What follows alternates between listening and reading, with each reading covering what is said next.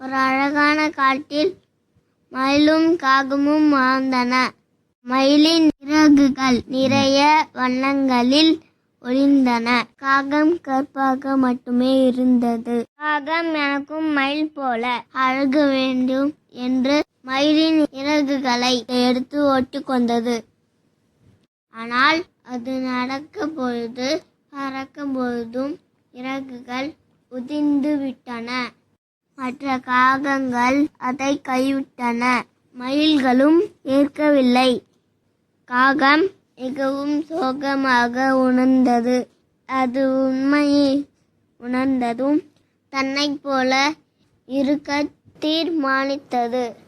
பின்னர் காகம் மகிழ்ச்சியாக இயற்கையை விரும்பி வாழ்ந்தது.